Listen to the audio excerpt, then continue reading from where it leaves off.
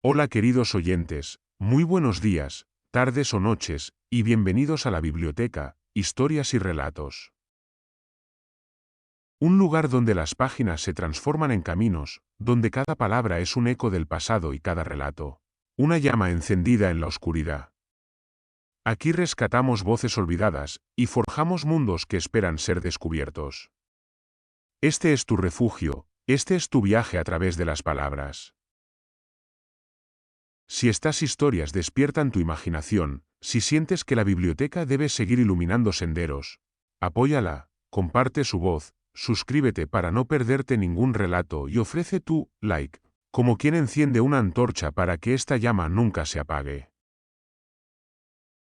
El libro de Thoth, el manuscrito perdido que enseñó a los dioses a crear el mundo. En el amanecer de los tiempos, cuando los hombres aún temían al desierto y los dioses caminaban entre los templos, un nombre resonaba en los corredores del silencio, Thoth, a quien los antiguos llamaban Ceuti, el que mide el cielo y el tiempo. Era más que un dios, era la voz de la razón entre las fuerzas primordiales. Mientras otros dioses regían la guerra o el Nilo, Thoth se inclinaba sobre los papiros del universo, escribiendo con tinta lunar los designios del orden. Su cabeza, la de un ibis, no era símbolo de extrañeza sino de pureza intelectual. El ave que camina entre las aguas y el aire, que observa sin perturbar, que traza con su pico invisible las líneas del pensamiento. Se decía que Thoth había nacido del corazón de Ra y de la lengua de Ta, que su palabra transformaba el caos en armonía. Cada amanecer y cada ocaso eran actos de escritura divina, pues él anotaba en los pergaminos del cielo el movimiento de los astros, la respiración del viento y los pasos del tiempo. Mientras el sol reinaba sobre el día, Thoth gobernaba la noche, y la luna era su espejo, pálido, exacto, siempre cambiante. En ese ciclo incesante encontraba su esencia el dios de la medida, el que calculaba las sombras, las estaciones y las almas. En Hermópolis Magna, conocida como Kemenu, floreció su culto. Era una ciudad donde las piedras hablaban de sabiduría, donde los sacerdotes caminaban envueltos en lino blanco y sus rostros reflejaban la luz azulada de las lámparas de aceite. Allí, entre columnas cubiertas de jeroglíficos, los escribas se inclinaban ante la figura del ibis sagrado. No buscaban oro ni dominio, sino comprensión. Los templos de Thoth no eran fortalezas, sino bibliotecas, no guardaban tesoros, sino palabras. Quien entraba en ellos debía dejar afuera la vanidad y aprender el lenguaje de los dioses, donde cada trazo era un conjuro y cada sílaba una semilla del cosmos. Los mitos contaban que, al principio de todas las cosas, cuando Ra aún no había separado el cielo de la tierra, Thoth descendió sobre las aguas primordiales y midió el abismo. Con su voz trazó los límites del firmamento y nombró a cada estrella, para que ninguna se perdiera en el vacío. Así nació la medida del universo, el principio del orden. Desde entonces, el equilibrio fue su ley, y su símbolo, la balanza invisible entre la luz y la oscuridad. Los dioses acudían a él para resolver disputas, los hombres lo invocaban para obtener claridad en sus juicios, y las almas lo temían, pues era el quien anotaba sus actos en el libro de la vida antes del juicio final ante Osiris. El ibis, su animal sagrado, simbolizaba la precisión con que Thoth escribía la historia del mundo. Sus largas patas caminaban por la orilla del Nilo como el escriba que mide la tierra tras la crecida. Su pico, curvado como la media luna, representaba el ciclo del tiempo que nunca cesa. En las noches de plenilunio, los sacerdotes observaban el reflejo del astro en las aguas y creían ver en él el rostro del dios, vigilante, sereno, dictando al universo las leyes de la proporción y la justicia. Los más sabios afirmaban que cada latido del corazón de un hombre era una palabra escrita en el pergamino de Thoth. En las escuelas de Hermópolis, los aprendices de escriba pasaban años repitiendo sus fórmulas, copiando textos antiguos, memorizando los himnos que lo invocaban. Oh, Ceuti, Señor del tiempo y de las palabras exactas, mide mi lengua para que no yerre, mide mis días para que no se pierdan. Así rezaban. Aprendían que escribir no era solo reproducir sonidos, sino dar forma a la realidad. Cada signo jeroglífico era una chispa de vida, una extensión del poder creador del dios. Por eso, el error en una inscripción no era una simple falta, podía alterar el equilibrio del cosmos. Tot también era el guardián de los calendarios. Él dividió el año en meses y los meses en días, añadiendo 5 jornadas sagradas al final del ciclo solar para compensar la diferencia entre la órbita y la medida del hombre. Esos días, fuera del tiempo, eran considerados peligrosos. Se decía que los dioses vagaban libres y que las fronteras entre el mundo visible y el invisible se desvanecían. Solo los sacerdotes de Tot podían interpretarlos y realizar los rituales que aseguraban la continuidad del orden. En esos momentos, el universo entero dependía del pulso de su escritura. El babuino, su otra forma sagrada, representaba la sabiduría que observa en silencio. En las primeras horas del alba, cuando los babuinos alzaban sus brazos al sol naciente, los egipcios veían en ello un saludo a Ra, mediado por Tot. Esa conexión entre lo animal y lo divino mostraba que la sabiduría podía manifestarse en cualquier forma, incluso en la más humilde. Los mitos afirmaban que Tot enseñó a los hombres a escribir observando las huellas de los pájaros en la arena y los surcos de las aguas en el barro.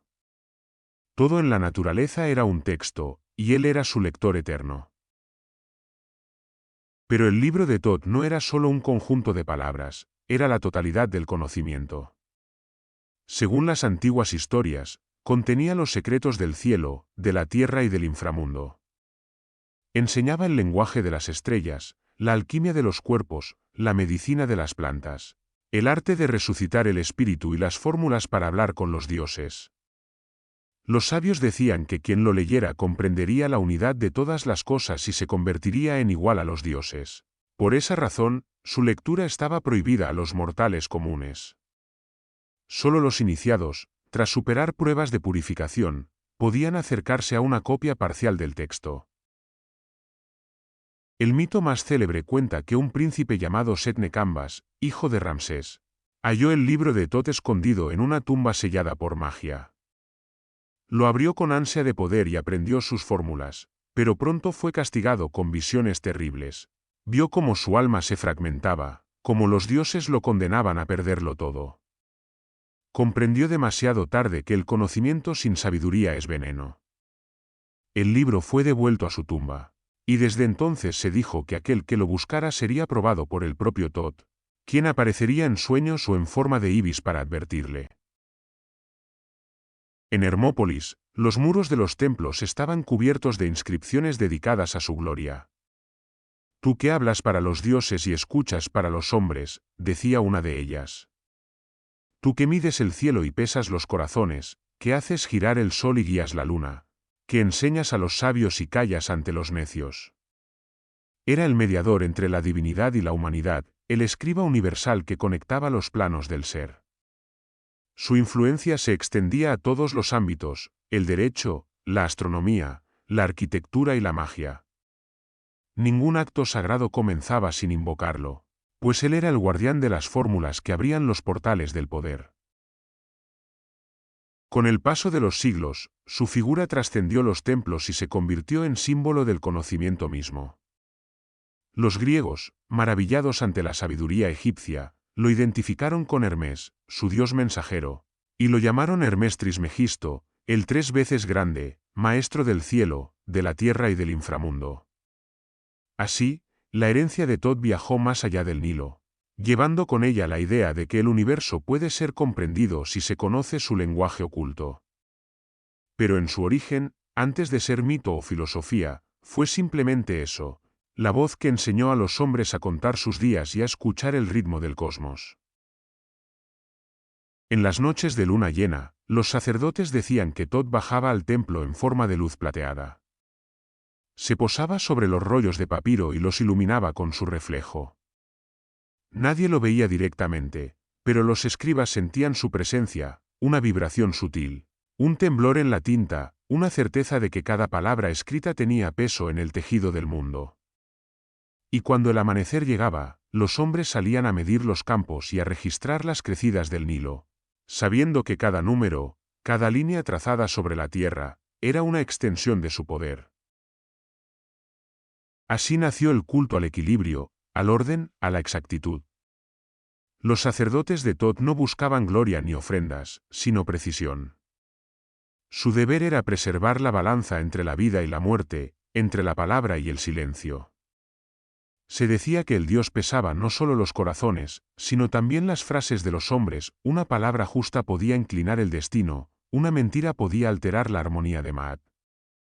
Por eso, el arte de escribir era un acto sagrado, y los escribas, sus sacerdotes silenciosos, eran los guardianes del universo en miniatura. Hermópolis se convirtió en un faro de sabiduría. Sus templos resonaban con cantos bajos, sus pasillos olían a papiro fresco y resina. Los viajeros que llegaban desde Tebas o Memphis hablaban de una ciudad donde los hombres podían calcular el curso de las estrellas y comprender los sueños de los faraones. Los faraones mismos consultaban a los sacerdotes de Thoth antes de construir un templo o declarar una guerra. Pues sabían que el orden del cielo debía reflejarse en la tierra, y que ningún trazo humano debía contradecir el dibujo que Thoth había escrito en las estrellas. Al caer la noche, cuando el desierto callaba y solo el viento cruzaba los obeliscos, el ibis sagrado levantaba vuelo desde los estanques. Su silueta blanca cruzaba la luna, y los hombres sabían que el dios seguía vigilando. En cada chispa de luz, en cada sombra que se movía sobre la arena, estaba su escritura invisible. Y así, desde los albores de Egipto hasta las dinastías más tardías, el nombre de Thoth permaneció grabado en piedra y en memoria. El dios de la palabra seguía escribiendo, no en papiros, sino en los corazones de quienes aún buscaban entender el lenguaje oculto del mundo. Decían los antiguos que, en el corazón de los templos de Hermópolis, entre columnas que olían a incienso y piedra caliente, reposaba un conjunto de rollos escritos por el mismo Dios. No eran papiros comunes, sino láminas que brillaban con un resplandor que no venía del sol ni de las lámparas, sino del saber contenido en su interior. Era el llamado libro de Thoth, la suma de todos los conocimientos, el compendio de los misterios de la creación. Los sacerdotes más ancianos afirmaban que el propio Thoth lo había escrito al comienzo del tiempo, cuando aún el cielo y la tierra no estaban separados, cuando la palabra todavía tenía poder para modelar la materia. El libro no podía ser leído como un texto ordinario, pues sus palabras no eran meros signos, eran fuerzas vivas. Cada jeroglífico representaba una idea tan antigua que, al pronunciarla, el aire temblaba. En sus páginas se decían las fórmulas con que los dioses moldearon el mundo, los nombres secretos de las estrellas y los conjuros que unían el alma al cuerpo. Los iniciados sabían que no era un libro que se leía con los ojos, sino con el espíritu. Solo cuando el lector alcanzaba el equilibrio de Maat, la verdad y la justicia, las palabras se abrían ante él como flores en la oscuridad. Quien no era digno veía solo líneas sin sentido, o peor aún, se enfrentaba a visiones que lo destruían desde dentro. Se contaba que aquel que lograra descifrar el primer canto del libro comprendería el lenguaje del universo. Podría hablar con los animales, entender el murmullo del viento, la cadencia del agua, los susurros del fuego. La segunda parte enseñaba a dominar la magia, no como artificio, sino como ciencia sagrada. Explicaba cómo las vibraciones de las palabras podían mover las fuerzas invisibles del cosmos. Con una sola frase, el iniciado era capaz de invocar la lluvia o detener el crecimiento de una tormenta. Pero había advertencias en sus márgenes: solo quien conozca la armonía puede mandar sobre el caos, pues el que pronuncie sin pureza romperá el equilibrio del mundo. En su tercera sección, el libro de Thoth contenía la sabiduría médica de los dioses. Allí se describía la anatomía espiritual del hombre, los canales por donde fluía la energía vital y los remedios que unían cuerpo y alma. No se trataba solo de hierbas o ungüentos, sino de sonidos, de colores y de movimientos del espíritu. Los médicos del templo decían que la enfermedad era una discordancia entre las notas del ser, y que Thoth enseñaba cómo restaurar la melodía. Los papiros del Imperio Nuevo aún conservan fragmentos de esa tradición, recetas, oraciones y fórmulas que invocan al Dios para sanar con palabras. La última parte del libro era la más temida, la astronomía sagrada. No enseñaba a medir el cielo con números, sino con conciencia. Revelaba los senderos de los dioses entre las estrellas y cómo cada astro influía en los destinos humanos. Los sacerdotes que estudiaban esas tablas comprendían que el universo no era un vacío, sino una mente en movimiento. Cada planeta era una sílaba del discurso divino, y quien lo entendía podía prever los ciclos de la historia y los cambios del alma. Por eso, los faraones consultaban a los sabios de Tot antes de cada guerra o fundación de un templo. Las decisiones humanas debían resonar con el ritmo de los cielos. Sin embargo, el libro no era solo un don, sino una prueba. Muchos lo buscaron, y pocos regresaron con juicio. Los mitos relataban que quien lo abría sin estar preparado escuchaba voces que no podía comprender. Enloquecía, creyendo oír a los dioses hablándole directamente, y su mente se disolvía en la inmensidad del conocimiento que no podía sostener. Otros morían, consumidos por una luz interior demasiado poderosa para su cuerpo. Se decía que el libro no mataba, sino que mostraba la verdad sin velo, y que el alma humana no estaba hecha para soportarla sin haber completado su purificación. Así, el libro de Tot se convirtió en una frontera entre la sabiduría y la locura. Solo los iniciados de más alto rango podían acercarse a él, y aún así, solo con permiso del Consejo de Sacerdotes. El proceso de preparación era largo: ayunos, vigilias, baños rituales en el Nilo, ejercicios de respiración y meditación bajo la luna. El aspirante debía vaciar su mente de pensamientos, su corazón de orgullo, y su cuerpo de impurezas. Solo entonces podía ser conducido al santuario subterráneo donde se guardaba una copia parcial del libro. Allí, entre antorchas, debía leer en voz baja una única frase, y si su espíritu resonaba con ella, la escritura se transformaba ante sus ojos. Las letras comenzaban a brillar y a moverse, formando imágenes de fuego y símbolos en movimiento. No era lectura, era revelación. Los textos advertían que el conocimiento absoluto no debía poseerse, sino custodiarse. Tot mismo había escondido su libro en lugares secretos para proteger a la humanidad de su propio deseo.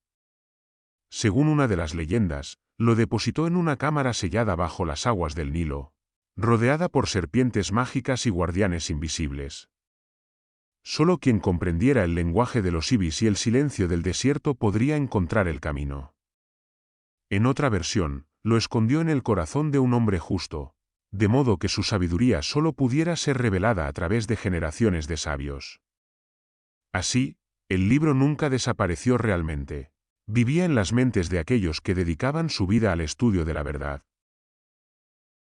Los escribas del templo creían que cada vez que un hombre comprendía una ley natural o una verdad del alma, una página del libro de Tot se abría en el mundo.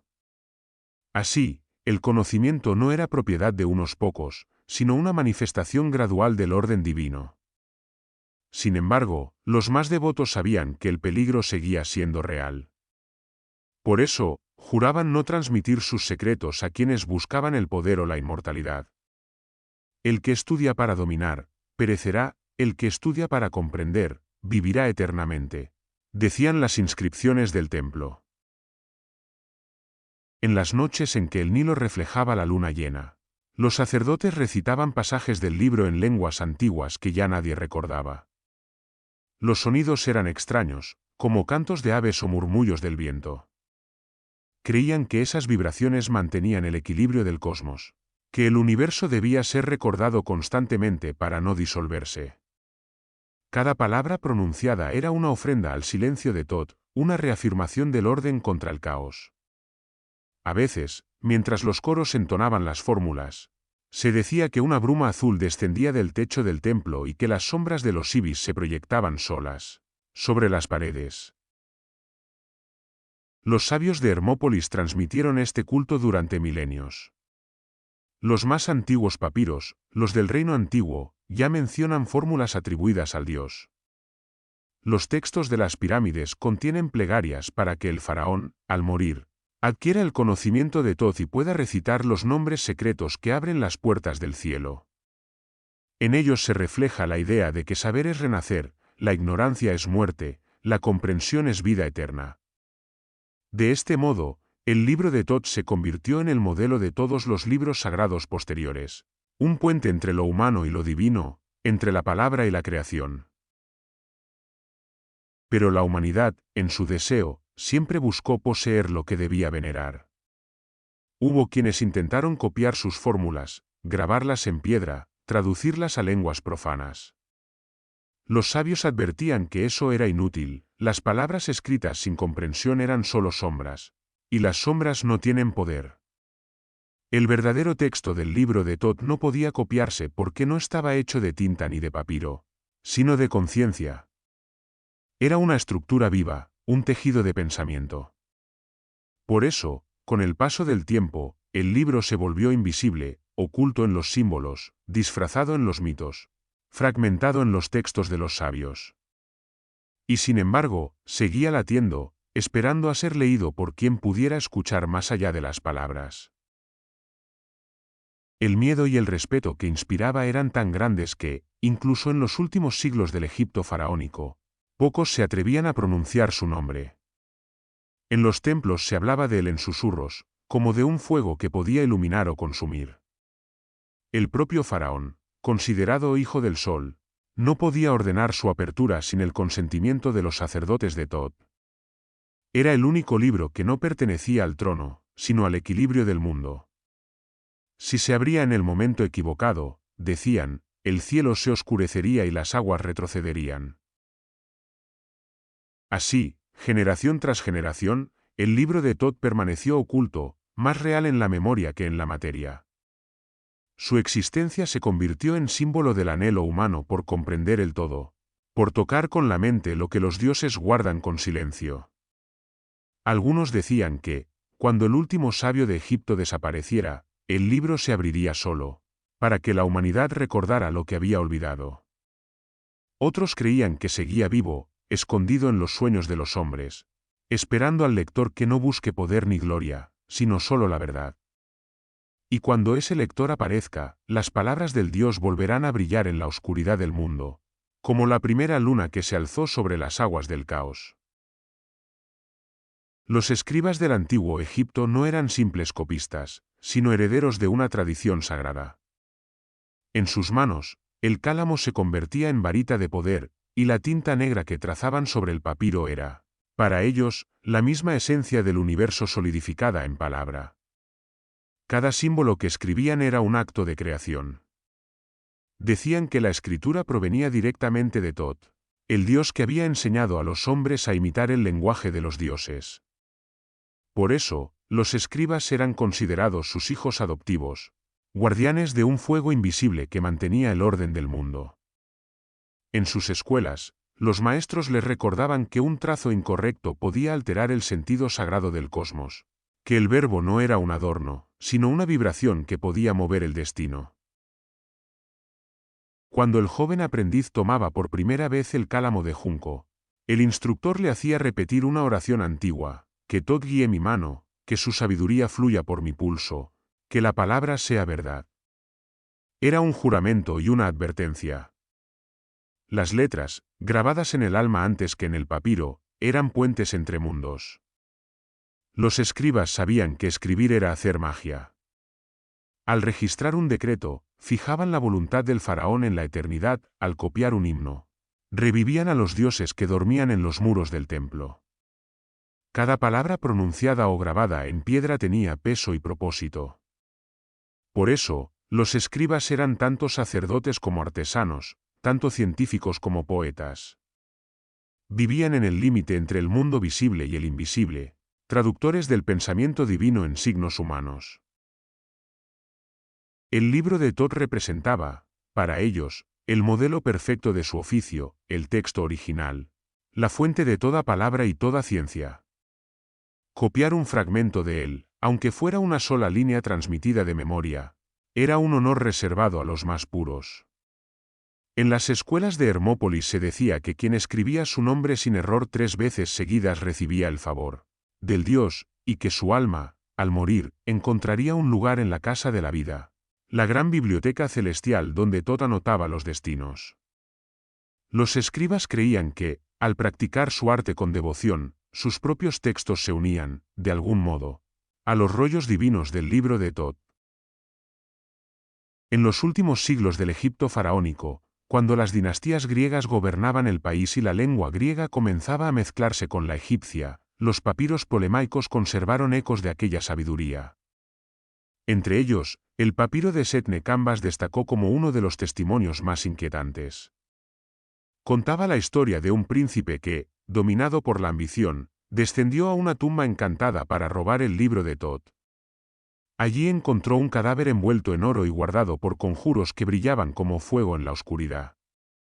El príncipe, desafiando las advertencias, tomó el libro y leyó en voz alta sus fórmulas. Al hacerlo, las paredes se abrieron y escuchó el murmullo de los dioses discutiendo sobre su destino. Durante un tiempo, Setne poseyó el poder de Thoth, podía mover los cielos, invocar espíritus, leer las mentes de los hombres. Pero pronto ese poder lo llevó a la desesperación. Los límites entre el mundo de los vivos y el de los muertos se borraron, y la realidad comenzó a fragmentarse a su alrededor. Comprendió entonces que el conocimiento sin equilibrio era destrucción, y devolvió el libro a su lugar sagrado, suplicando perdón. Este relato no fue considerado simple fábula, sino advertencia. En los templos de Hermópolis y Tebas se leía a los aspirantes para recordarles que la sabiduría debía acompañarse siempre de pureza. Los sacerdotes recitaban la historia en voz baja, entre ecos de piedra, para que el viento no la llevara demasiado lejos.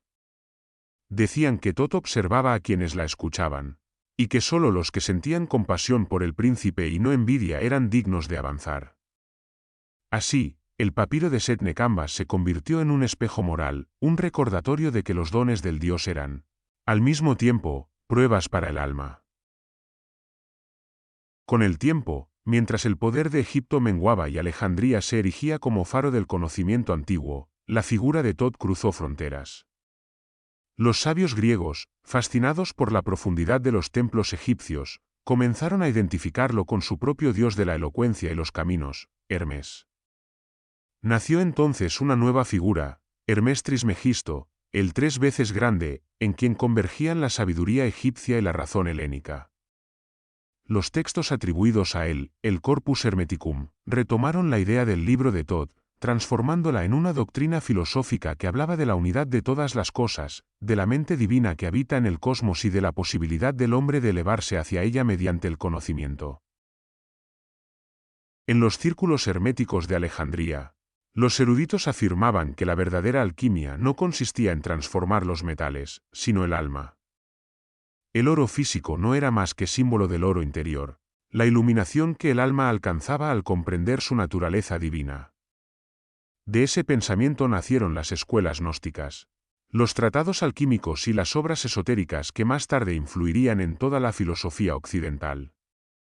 En cada una de ellas, aunque con nombres distintos, el espíritu de Thoth seguía vivo, la idea de que el universo es un texto escrito con signos sagrados, y que el sabio debe aprender a leerlos sin destruirlos.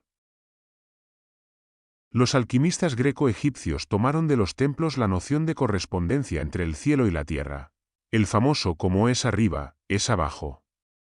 Entendieron que los procesos naturales, la evaporación, la solidificación, la combustión, eran reflejos del trabajo del espíritu. Cada laboratorio alquímico era un pequeño templo donde el fuego actuaba como sacerdote y los metales como discípulos. Allí, en medio de vapores y crisoles, los sabios buscaban repetir el acto de creación que Thoth había realizado al escribir el mundo. El libro de Thoth, para ellos, no era un texto material, sino la estructura misma de la naturaleza, la gramática divina del cosmos.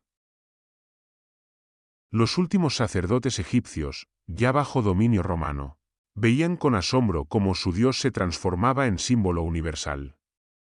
En las bibliotecas de Alejandría, los rollos escritos en demótico convivían con pergaminos griegos, y en las márgenes de ambos se encontraban notas que mezclaban fórmulas egipcias con teorías filosóficas. Allí nació la alquimia hermética, donde la sabiduría de los templos del Nilo se unió a la lógica de los filósofos del Egeo. De esa unión surgirían los principios que más tarde alimentarían a las escuelas místicas de Europa, a los astrólogos árabes, a los magos renacentistas y a los alquimistas de la Edad Media. Así, el legado del libro de Tot no se perdió con la arena de Egipto. Se transmutó, como el plomo en oro, en una cadena de ideas que recorrió los siglos. Lo que comenzó como un texto prohibido guardado por sacerdotes se convirtió en el arquetipo del conocimiento oculto, en el símbolo de la búsqueda eterna del hombre por entender la verdad. Los escribas que una vez trazaron jeroglíficos a la luz de lámparas de aceite no sabían que sus gestos darían origen a una tradición que cruzaría océanos y milenios. Pero tal vez sí lo intuían. Tal vez, al escribir las palabras sagradas sobre el papiro, sentían en sus dedos el pulso de algo inmortal, el eco de un Dios que, al enseñarlos a escribir, también les enseñó a soñar con lo eterno. El libro de Tot no tenía una forma única ni un solo nombre. Era más bien un eco, una corriente de conocimiento que fluía a través de los siglos y se transformaba con cada generación de sabios. No existía un volumen encuadernado ni un pergamino singular donde pudiera leerse completo, porque no pertenecía al mundo tangible. Era una suma viva del saber divino, una constelación de ideas dispersas que, unidas, formaban la mente del Dios.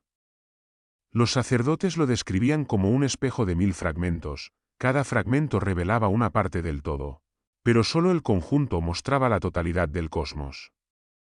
Por eso, decían que ningún hombre podía leerlo entero sin disolverse en su luz. Los templos que lo custodiaban poseían copias parciales, cada una dedicada a una disciplina sagrada. Había rollos de rituales donde se detallaban las fórmulas que abrían los portales entre los mundos, las palabras que debían pronunciarse durante las ceremonias del amanecer o al sellar las tumbas. Otros rollos contenían oraciones y cánticos para invocar a los dioses del cielo, los guardianes del inframundo y los espíritus de los elementos. En los altares, los sacerdotes repetían esas palabras en una cadencia exacta, pues creían que el sonido correcto podía armonizar el universo del mismo modo en que una cuerda afinada restablece la música en un instrumento. Había también una sección dedicada a las fórmulas de poder, una ciencia que combinaba palabra, gesto y símbolo. En esos textos se describía cómo el nombre secreto de una cosa contenía su esencia. Conocerlo era dominar su naturaleza. El iniciado aprendía que cada estrella, cada piedra, cada corriente del Nilo tenía su propio nombre en la lengua original de la creación, y que pronunciarlo con pureza permitía entrar en comunión con ella. Esa sabiduría no era magia en el sentido vulgar, sino comunicación, un diálogo entre el hombre y las fuerzas que sostienen el cosmos. Otra parte del libro trataba de cosmología. Allí se hablaba de la génesis del mundo como un proceso de pensamiento. El universo, según Tot, había sido concebido primero como idea y luego pronunciado como palabra. Todo lo que existe es resultado de esa vibración inicial.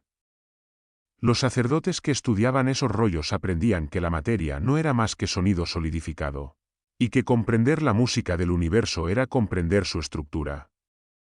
Por eso, las columnas de los templos estaban talladas siguiendo proporciones que imitaban las frecuencias armónicas del cosmos. Cada medida, cada ángulo, respondía a una nota en la sinfonía universal. También se conservaban fragmentos médicos atribuidos a Tot. En ellos se enseñaba que la salud no dependía solo del cuerpo, sino del equilibrio entre las fuerzas invisibles que lo animan. Los médicos sacerdotes usaban hierbas, minerales y palabras en igual medida.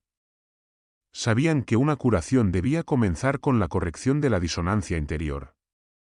En los papiros de Ebers y Edwin Smith aún sobreviven ecos de esa ciencia. Descripciones anatómicas minuciosas mezcladas con invocaciones al Dios de la Escritura. No eran supersticiones, sino el reconocimiento de que el alma y la carne comparten una misma raíz.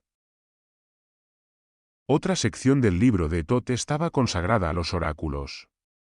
Allí se enseñaba el arte de interpretar las señales del mundo, los movimientos de las aves, el curso de las estrellas o la forma que adoptan las olas en el Nilo. El adivino no debía imponer su voluntad, sino escuchar. El universo, decían, habla constantemente, pero solo quien conoce su alfabeto puede comprenderlo. Por eso, los oráculos no eran simples predicciones, eran lecturas del presente profundo, del tejido invisible donde se entrelazan los destinos. Los textos de Thoth enseñaban también sobre la correspondencia entre los planos. Lo que sucede en la tierra se refleja en el cielo, y lo que ocurre en el alma repercute en las esferas superiores. Cada acto, por pequeño que sea, deja una huella en el equilibrio general. El libro instruía a los sabios a mantener su corazón tan ordenado como los templos que construían. De ese modo, al morir, el alma podría cruzar el umbral sin peso ni sombra. Con el paso del tiempo, las palabras del libro de Thoth comenzaron a fragmentarse. Los siglos borraron los papiros, pero su esencia se preservó en otros textos. Los textos de las pirámides, inscritos en las cámaras funerarias del reino antiguo, son la primera huella visible de aquella sabiduría.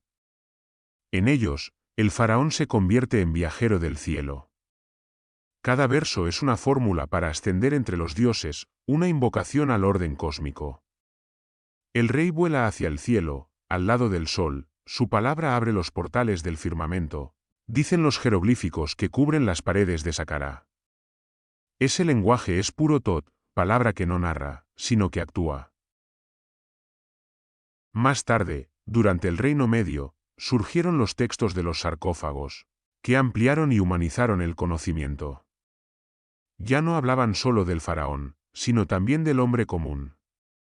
El alma de cualquier justo podía navegar el Duat, el más allá, si conocía las palabras correctas. Esos conjuros, más de 1000, eran como fragmentos sueltos del gran libro, semillas dispersas del conocimiento de Thoth. En ellos se explicaban los pasos del alma, los nombres de los guardianes, los peligros del camino y las palabras que abrían cada puerta del inframundo. Cada fórmula era una llave, y cada llave, una página invisible del texto original. Los escribas comprendían que aquello que sobrevivía en piedra o en papiro era solo una sombra del verdadero conocimiento. El libro de Thoth no se limitaba a los símbolos tallados. Existía también en la mente de los sacerdotes y en el pulso del universo. Su estructura era circular, infinita, como las órbitas de los planetas que Thoth calculaba en su rol de dios del tiempo. Cada sección se reflejaba en las demás, de modo que entender una parte implicaba intuir el todo. No había principio ni final, solo un fluir constante de comprensión. Los templos de Egipto eran los custodios de esa estructura simbólica. En cada sala se recreaba una parte del libro, las columnas representaban los versos, los jeroglíficos en las paredes eran las palabras, los ritos diarios, las puntuaciones. El sacerdote que oficiaba, al pronunciar las oraciones, leía el templo como si fuera un texto vivo. Cuando vertía el agua sagrada, era la página que se abría; cuando encendía el fuego, era la palabra que daba vida. Así, el acto ritual era una lectura colectiva del libro de Thoth, una lectura sin papel ni tinta, escrita en tiempo y movimiento. Con el tiempo, los sabios entendieron que la sabiduría no podía encerrarse en un único rollo. El conocimiento divino era como el Nilo, fluía, inundaba, dejaba fertilidad a su paso y volvía a retirarse. El libro de Thoth, entonces, no fue un objeto, sino un principio. Se manifestaba en las estrellas y en los templos, en las voces de los sacerdotes y en los latidos del corazón humano. Era el puente invisible entre el lenguaje del hombre y la mente de los dioses. Y aunque sus fragmentos se dispersaron en 1000 textos y sus símbolos fueron reinterpretados por siglos de culturas distintas, su esencia sobrevivió, la certeza de que todo conocimiento verdadero es una forma de unión con el orden cósmico. Así, cuando un escriba copiaba los textos de los sarcófagos o un sacerdote pronunciaba los conjuros en la cámara funeraria, no solo recordaban a Thoth, lo recreaban.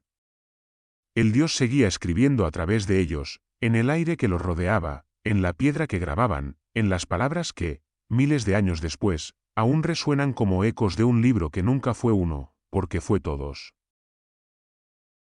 Decían los sacerdotes que el poder de los dioses no residía en su fuerza, sino en su nombre. Cada divinidad tenía un sonido primordial que era su esencia, una vibración que la hacía existir. El libro de Tot enseñaba esos nombres secretos, aquellos que ni siquiera los faraones se atrevían a pronunciar sin la preparación adecuada. Saber el nombre de un dios era tocar su corazón, entrar en resonancia con su espíritu. Por eso, los sabios del templo no se limitaban a adorarlos, los comprendían, los llamaban por sus verdaderos nombres, los despertaban con la voz del alma. Se decía que el iniciado que conociera los 72 nombres de Ra podía comandar la luz, y aquel que memorizara los de las divinidades del inframundo podía cruzar sus dominios sin ser tocado por la sombra. Cada nombre, en la lengua sagrada, no era una palabra sino una llave. El escriba que trazaba los jeroglíficos de esos nombres sobre el papiro reproducía el acto mismo de la creación. En las aulas de Hermópolis, los maestros enseñaban que los signos no eran símbolos humanos, sino copias de los gestos con que Tot dio forma al mundo. Cada espiral, cada línea, cada punto tenía su lugar exacto, su función dentro del orden universal.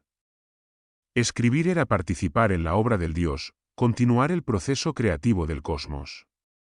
Por eso, antes de tomar el cálamo, el escriba purificaba sus manos, su lengua y su pensamiento, sabía que el más pequeño trazo erróneo podía alterar la armonía del universo. El libro de Tot era, en su esencia, un tratado sobre el equilibrio. Enseñaba que todo cuanto existe se sostiene entre dos fuerzas eternas, Ma'at y Isfet.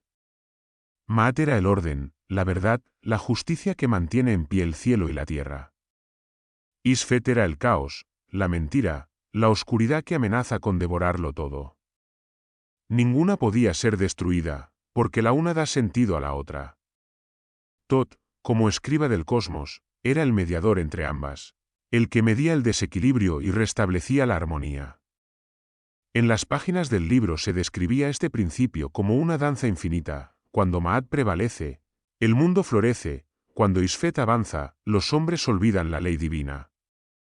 Por eso, los sacerdotes enseñaban que cada acto de bondad, cada palabra justa, era una ofrenda a Ma'at, y cada mentira o injusticia, una victoria de Isfet.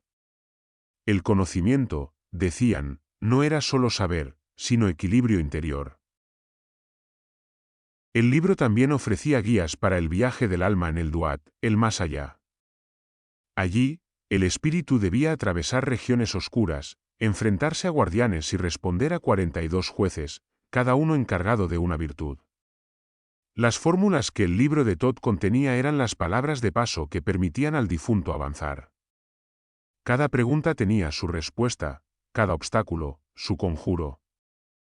Los textos funerarios que los egipcios colocaban en los sarcófagos, lo que hoy llamamos el libro de los muertos, eran descendientes directos de esas enseñanzas.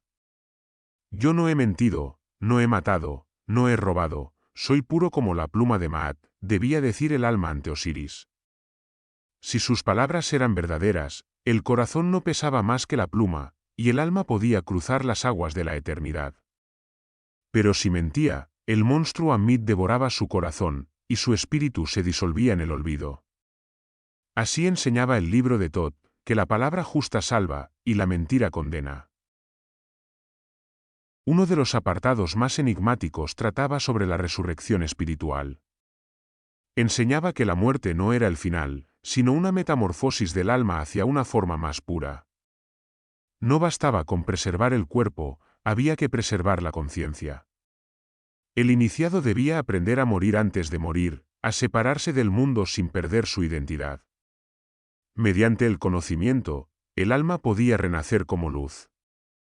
Los textos hablaban de un proceso interno: el aspirante debía disolver sus pasiones, abandonar sus sombras y recordar su origen divino. Cuando alcanzaba esa claridad, el alma se despertaba dentro del cuerpo y comprendía que no era mortal. Ese despertar era llamado la segunda nacida, la verdadera inmortalidad. Por eso, los sabios decían que Tot no prometía la vida eterna como un regalo, sino como un logro del entendimiento. Algunos pasajes del libro de Tot se entrelazaban con el mito de Osiris, el Dios que fue desmembrado y resucitado por amor. Allí se explicaba que la resurrección de Osiris no era solo un milagro, sino una metáfora del ciclo universal. Así como el Nilo crece y decrece, la vida muere y renace sin cesar. Isis, al recomponer el cuerpo de su esposo y devolverle el aliento, representa la sabiduría que reconstituye lo que el caos ha destruido. De la unión entre ambos nacerá Horus, símbolo del renacimiento de la luz. El libro de Tot enseñaba que ese ciclo no ocurría solo en los dioses, sino también en cada ser humano. Morimos cada vez que olvidamos quiénes somos, y renacemos cuando recuperamos la memoria de nuestra esencia divina. Esa comprensión era la clave de la verdadera magia, no dominar las fuerzas externas, sino recordar la unidad interior con el cosmos. Los sacerdotes guardaban celosamente esas enseñanzas, transmitiéndolas solo a los dignos. En las cámaras secretas del templo, bajo lámparas de aceite y entre columnas talladas con jeroglíficos, los iniciados escuchaban los himnos del renacimiento. Aprendían que la vida, la muerte y el regreso son una sola espiral. La resurrección no era una promesa futura, sino un estado que se alcanzaba en el presente. Quien comprende, resucita, decían. Por eso, las tumbas egipcias no eran lugares de duelo, sino escuelas del más allá. Cada mural, cada inscripción, era una lección tomada del libro de Tot, un recordatorio de que el alma debía aprender a navegar la eternidad. Pero el secreto más profundo del libro no estaba en sus fórmulas ni en sus mitos, sino en su naturaleza misma. Los sabios decían que el libro de Tot era una puerta. No una puerta de piedra ni de madera, sino una puerta de conciencia. Quien lograba comprenderlo, no solo leerlo, se convertía en Nete, en Dios. Cruzaba el umbral de la dualidad y veía el mundo con los ojos del Creador. En ese estado, la palabra dejaba de ser lenguaje y se volvía poder puro. El iniciado podía hablar y las cosas eran. Podía escribir y el universo respondía. No por imposición, sino por comunión, su voluntad se había vuelto una con la de Tot. En los templos, esa transformación se representaba en los ritos de consagración. El aprendiz, tras años de silencio, estudio y purificación, era conducido ante la estatua del dios. Se le colocaba un cálamo de oro en la mano y se le pedía escribir su nombre verdadero sobre un papiro virgen. Si las letras brillaban con luz propia, se decía que había cruzado la puerta. Ya no era hombre, sino intermediario entre los planos. No necesitaba leer el libro de Tot, porque se había convertido en él. Su mente era ahora el espejo donde se reflejaban los pensamientos del cosmos. Así, el libro de Tot no fue solo un texto, sino un camino. No un objeto, sino una experiencia.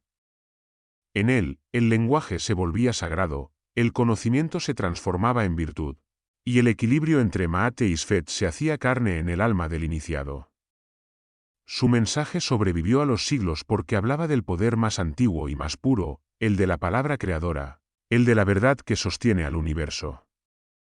Y aquel que logra comprenderla, aunque viva entre los hombres, ya no pertenece del todo a este mundo, porque ha recordado lo que los dioses siempre supieron, que conocer es ser. Cuando los vientos de Grecia soplaron sobre las arenas de Egipto, dos mundos se encontraron frente al espejo del saber.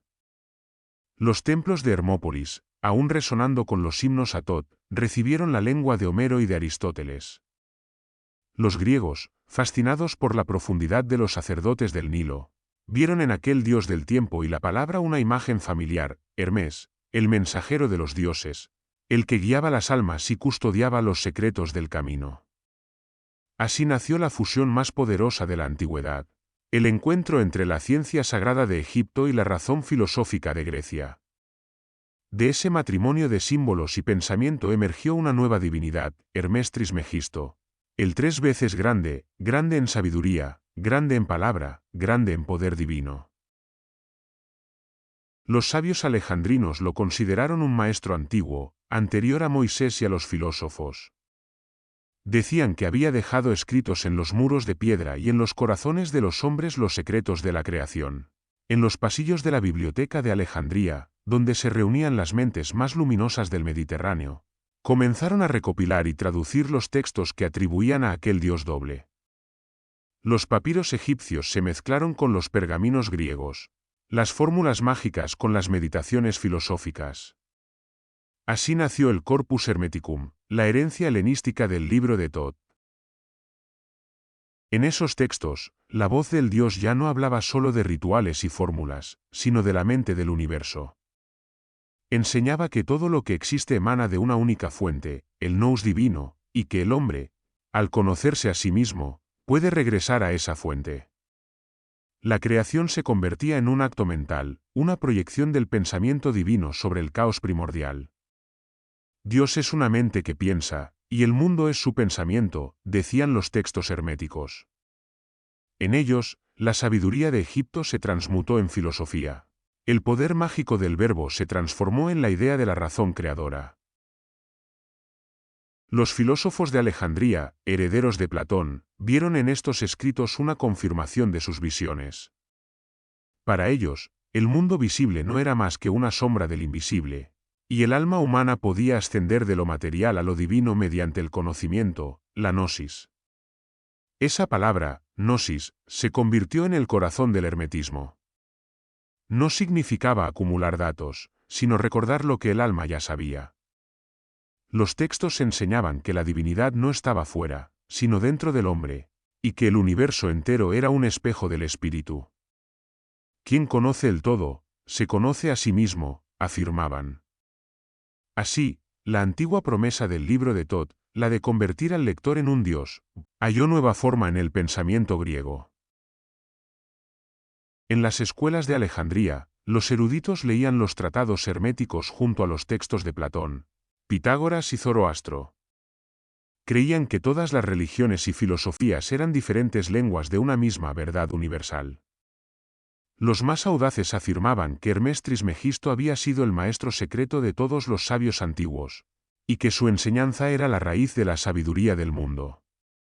Los escribas egipcios hablaban de equilibrio, los griegos, de armonía, los hebreos, de justicia divina. Pero todos se referían, en el fondo, a Maat, al orden sagrado que Tot había revelado.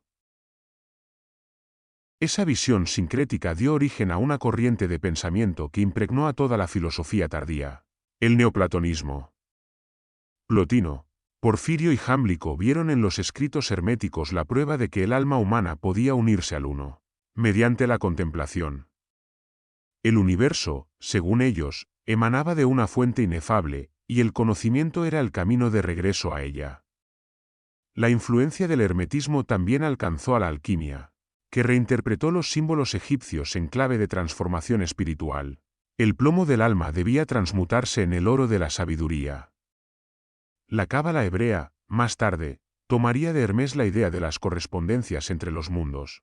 Lo que sucede arriba se refleja abajo, y lo que vibra en el alma se manifiesta en la materia. Con el paso de los siglos, los ecos del libro de Tot se hicieron leyenda. Algunos decían que el manuscrito original había sido guardado bajo los cimientos de los templos, sellado con encantamientos que solo un corazón puro podría romper.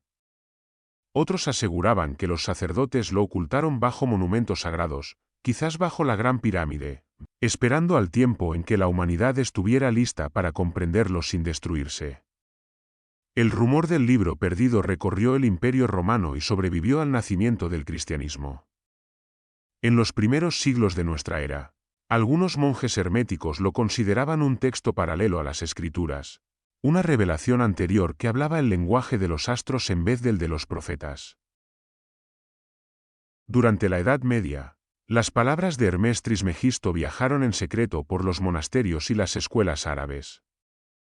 Traducidas al siriaco y luego al latín, sus enseñanzas pasaron de mano en mano entre alquimistas, astrólogos y místicos. En las noches de estudio, a la luz de las velas, los sabios europeos copiaban fragmentos del Corpus Hermeticum junto a los tratados de Aristóteles y las visiones de los profetas. Allí encontraron la idea que más tarde llamaron prisca teología, La creencia de que existía una sabiduría antigua, anterior a todas las religiones, un hilo dorado que unía a los dioses de Egipto, los filósofos griegos y los sabios cristianos. Los alquimistas medievales, en sus laboratorios oscuros, veían en Hermes Trismegisto al maestro oculto que les guiaba desde el otro lado del tiempo.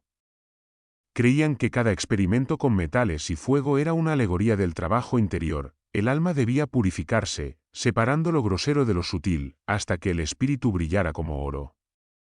En los márgenes de sus manuscritos, junto a fórmulas químicas, escribían frases del dios egipcio: el sol es mi padre, la luna mi madre, el viento me llevó en su vientre, y la tierra me nutrió. Así, la alquimia se convirtió en una continuación práctica del antiguo libro de Thoth. El arte de transformar la materia era el arte de transformar el ser. Y cuando el mundo despertó del largo sueño medieval, el Renacimiento volvió sus ojos hacia Egipto. Filósofos como Marsilio Ficino y Pico della Mirandola tradujeron nuevamente los textos herméticos y los proclamaron testimonio de la sabiduría original. El nombre de Hermes Trismegisto fue pronunciado con reverencia por los humanistas, que veían en él al puente entre la razón y el misterio. En las universidades y cortes, el libro de Thoth reapareció disfrazado de símbolo, un emblema del conocimiento oculto que prometía liberar al hombre del dogma. Los artistas lo pintaron con alas y pluma, sosteniendo un globo estelar. Los magos renacentistas, como Cornelio Agrippa o Paracelso, lo invocaron como patrón de su ciencia secreta. En esa época, el libro se volvió mapa del alma. No importaba si estaba escrito en jeroglíficos, en griego o en símbolos alquímicos, su mensaje era el mismo. Conocerse a uno mismo era conocer al universo. En cada fórmula, en cada aforismo, se escondía una invitación a despertar. El lenguaje de los templos del Nilo había sobrevivido en el silencio de los estudiosos y en la tinta de los filósofos. Finalmente, el eco del libro de Thoth alcanzó incluso las cartas del destino. Cuando, siglos después, el tarot fue reinterpretado por los hermetistas europeos, los arcanos mayores fueron llamados las páginas del libro de Thoth. Cada carta representaba una lección: el mago, la sacerdotisa, la muerte, el sol, eran símbolos del camino del alma hacia la sabiduría. Los ocultistas del siglo XIX, como Eliphas Levi y Crowley, retomaron esa tradición y la convirtieron en un nuevo alfabeto del misterio. El dios egipcio del tiempo seguía hablando, ahora desde las cartas que giraban sobre una mesa, recordando que todo conocimiento es un círculo que vuelve siempre a su origen. Así, a través de siglos, idiomas y civilizaciones, el espíritu del libro de Thoth se transformó, pero nunca murió. Del Ibis de Hermópolis al Hermes de Alejandría, de los alquimistas medievales a los magos del Renacimiento, su voz siguió murmurando una misma verdad: que el universo es palabra, y que quien aprende a leerlo, se convierte en su autor. Los sabios antiguos afirmaban que Thoth no era simplemente un dios, sino el principio mental creador, la mente que da forma al universo. Antes de que existiera la palabra, existió el pensamiento, y de ese pensamiento nació la vibración que engendró la materia. Así lo enseñaban los sacerdotes en las cámaras del templo. Todo lo que el hombre percibe fue primero idea en la mente divina. Por eso, Thoth era llamado el arquitecto de la forma, el que concibe y después pronuncia. Su libro no era solo un registro de saberes, sino el reflejo de esa relación entre pensamiento y realidad, la unión eterna entre la mente divina y la sustancia del mundo. Leer el libro de Thoth significaba comprender cómo el pensamiento se convierte en existencia, cómo el verbo se hace carne. Cada jeroglífico de sus páginas era una fuerza viva, no una simple letra. Los egipcios creían que los signos que Thoth reveló a los hombres contenían energía, que cada línea tallada en piedra o trazada sobre papiro evocaba una entidad consciente. Así, el lenguaje no era solo comunicación, sino creación. Cuando un sacerdote escribía el nombre de un dios, ese dios se hacía presente. Cuando escribía el nombre de una enfermedad, la enfermedad era contenida o curada. Cuando escribía el nombre de un alma, le daba paso en el más allá. Las paredes de los templos, cubiertas de jeroglíficos, no eran decoración, Eran un coro silencioso de fuerzas actuando, un tejido de energía que mantenía viva la armonía del lugar.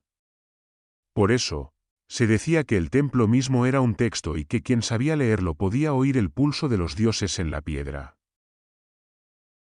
Pero no cualquiera podía acercarse al conocimiento sin preparación. La lectura del libro de Thoth no era un acto académico, sino una iniciación espiritual. Antes de poder descifrarlo, el aspirante debía purificar su cuerpo y su alma. Durante 40 días debía guardar silencio, alimentarse solo de pan y agua del Nilo, bañarse con incienso y hierbas, y dormir bajo las estrellas, contemplando la luna, símbolo de Thoth. Los instructores decían que el saber divino no podía reflejarse en un espíritu turbio, como la luz no puede reflejarse en un estanque agitado. Solo cuando el aprendiz lograba calmar su mente hasta convertirla en un espejo sin ondas podía comenzar a comprender los signos del Dios. Las pruebas continuaban en los templos subterráneos, lugares construidos bajo la arena, laberintos donde el iniciado debía caminar en la oscuridad guiado solo por su intuición. Allí enfrentaba símbolos vivos, serpientes, llamas, espejos de agua y voces invisibles. Todo era parte de un rito para templar el alma. El aspirante debía superar el miedo, la duda y la tentación del poder. Si emergía de las profundidades con el corazón sereno, era conducido a la cámara de la palabra. Allí, frente a una estatua de Thoth de rostro ibis y ojos de lapislázuli, debía recitar las fórmulas de equilibrio. Si su voz temblaba, la prueba fallaba; si su voz fluía firme y sin orgullo, el Dios le revelaba el primer fragmento del libro, no en papiro, sino en visión interior. El conocimiento, decían los maestros, no se transmitía por palabras, sino por comprensión directa. Los jeroglíficos del libro de Thoth eran puertas hacia estados de conciencia. No se trataba de leerlos con los ojos, sino de sentirlos con el espíritu.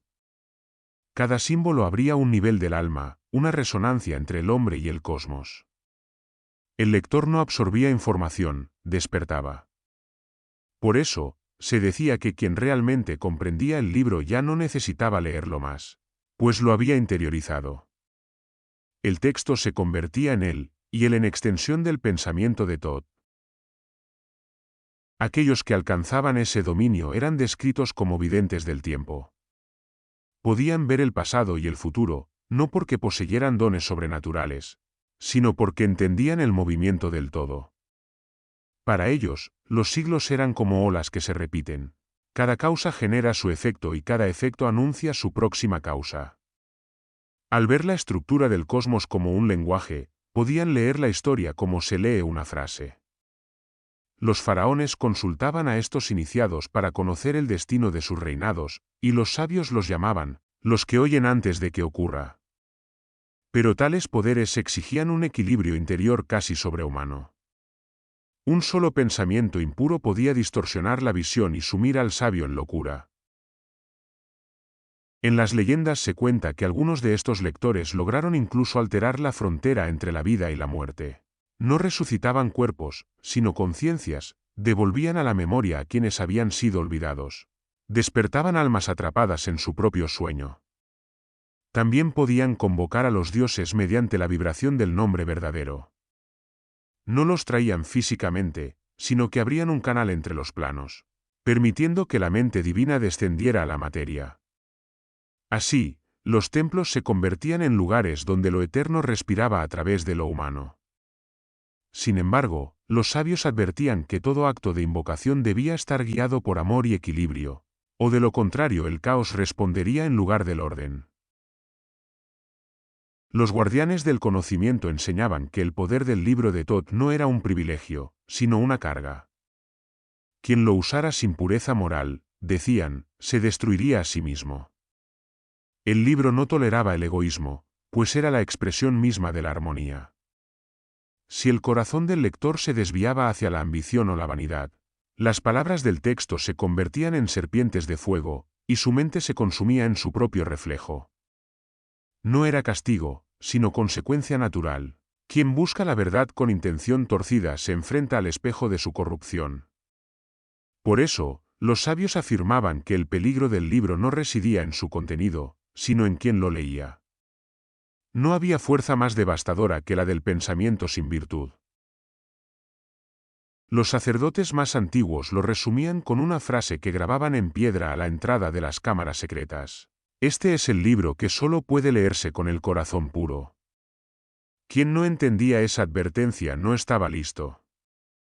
La pureza de corazón no significaba inocencia, sino equilibrio, un alma que conoce la sombra y la luz, pero no se deja dominar por ninguna.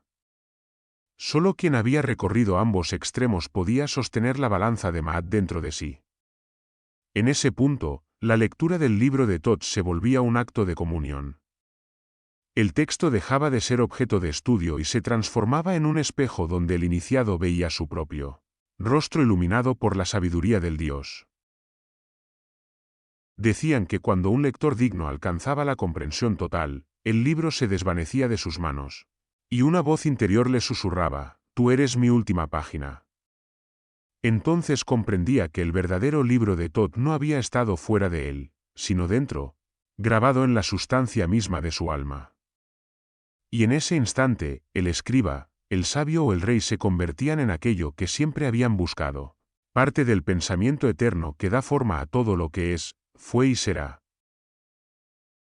En los tiempos modernos, cuando las antiguas palabras se habían disuelto en el polvo del tiempo, el espíritu de Thoth volvió a hablar bajo nuevas formas. Ya no en los templos de piedra ni en los papiros del Nilo, sino en el lenguaje simbólico del tarot.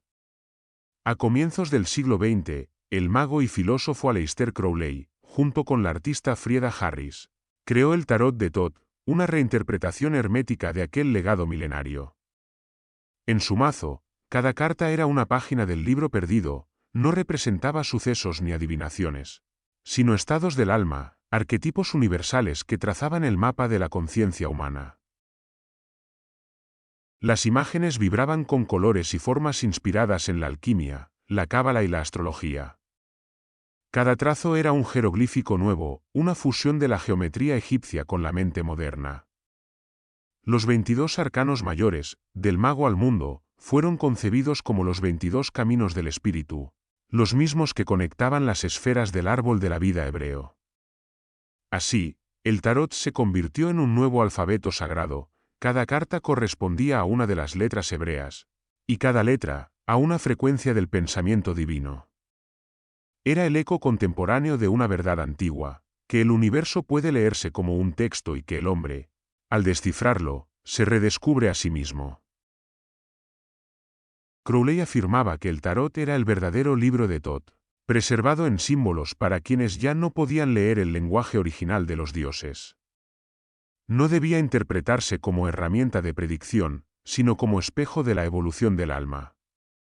En sus notas escribió: «Cada carta es una célula del cuerpo de la sabiduría universal, juntas, componen el libro que enseña sin palabras». Así, el mazo entero se transformaba en una meditación visual sobre la creación, la caída y la iluminación.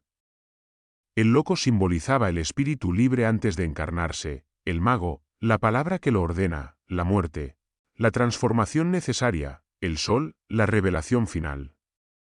Thoth, en forma de tarot, seguía enseñando que el destino no se adivina, se comprende. Los alquimistas, siglos antes, ya habían sentido esa misma verdad.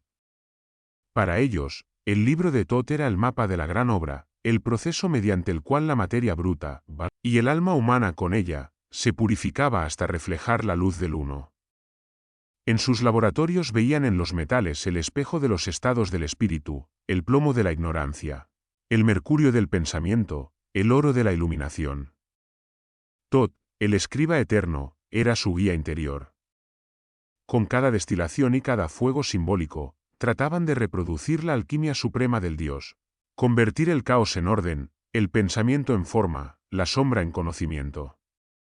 En las paredes de sus talleres escribían la máxima hermética: «Lo que está arriba es como lo que está abajo», frase que atribuían al propio Hermes Trismegisto. En las logias masónicas, el mismo Dios tomó otro rostro. Los constructores lo reconocieron como el arquitecto divino, el maestro que traza los planos del universo con la pluma de la palabra.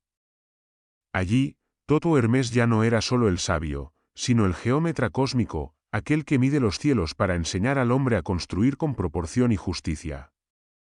El compás y la escuadra, símbolos masónicos, derivan de esa tradición, recordar que toda obra humana debe reflejar la armonía divina.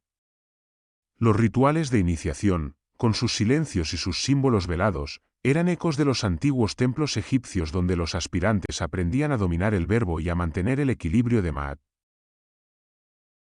En las fraternidades rosacruces, Tot reapareció bajo la forma de Hermes Trismegisto, el custodio de una sabiduría transmitida en secreto desde Egipto hasta Europa. Los rosacruces veían en él la figura del maestro invisible, aquel que mantiene viva la antorcha del conocimiento a través de los siglos. Sus textos hablaban del libro oculto de la naturaleza, una metáfora del mismo libro de los dioses. Enseñaban que toda verdad está escrita en el mundo, pero solo el iniciado puede leerla, pues las palabras del cosmos no se imprimen en papel, sino en los pliegues del alma. En sus meditaciones, repetían la máxima que Tot había legado: el conocimiento verdadero no se lee, se despierta. Durante el siglo XIX, la fascinación por Egipto renació con fuerza. Filósofos y ocultistas como Eliphas Levi, Elena Blavatsky y Papus rescataron los símbolos del libro de Tot para construir los cimientos del ocultismo moderno. Levi reinterpretó al Dios como el principio del verbo universal, la energía mental que sostiene toda manifestación. Blavatsky lo consideró un avatar de la sabiduría perenne, un eco de la religión primordial que unía a todas las culturas. Papus, en sus tratados de tarot y cábala, identificó cada arcano como un reflejo de los misterios egipcios. Todos ellos coincidían en un punto: el legado de Tot no era un mito muerto, sino una corriente viva de pensamiento que reaparecía cada vez que la humanidad necesitaba recordar que su mente es creadora. En el siglo XX, el lenguaje del símbolo encontró un nuevo intérprete en la psicología profunda. Carl Gustav Jung, al estudiar los sueños y mitos de sus pacientes, descubrió que los mismos arquetipos que llenaban los templos de Egipto y las cartas del tarot habitaban en el inconsciente humano. Para él, el libro de Tot no era un texto histórico, sino una metáfora del alma colectiva de la humanidad. Cada dios, cada jeroglífico, cada arcano representaba una fuerza interior, una figura del espíritu en busca de equilibrio. Tot era el mediador entre la mente consciente y las profundidades del inconsciente, el escriba que traduce los símbolos en comprensión. Así, la sabiduría del Nilo se transformó en ciencia del alma moderna. Hoy, los estudiosos del esoterismo, la historia y la psicología coinciden en que el libro de Tot, más que un objeto, es una idea que ha sobrevivido a todas las eras. Es la aspiración del ser humano a comprender el todo, a unir la razón con el misterio. En él se cruzan la religión, la filosofía, el arte y la ciencia. Es un espejo donde el hombre se mira y descubre su doble naturaleza, materia y mente, cuerpo y espíritu, palabra y silencio.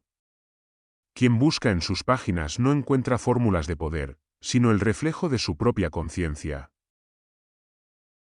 Y es que, al final, la enseñanza esencial del libro de Tot sigue siendo la misma que resonaba entre las columnas de Hermópolis hace miles de años: el conocimiento verdadero no se lee, se despierta. Las palabras solo son llaves, la puerta está dentro. Tot no entrega respuestas, sino el impulso de recordarlas.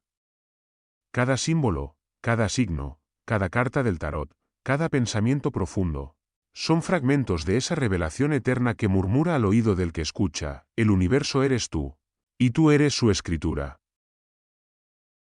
Así, el Dios del tiempo y la palabra sigue escribiendo en silencio, no ya sobre papiros ni en templos, sino en los corazones de quienes buscan entender.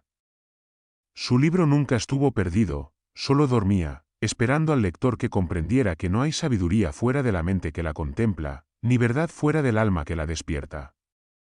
Y cuando ese lector abre los ojos y comprende, el libro de Tot se abre también, no en páginas de oro, sino en la vasta conciencia que une a todos los seres bajo la misma luz eterna.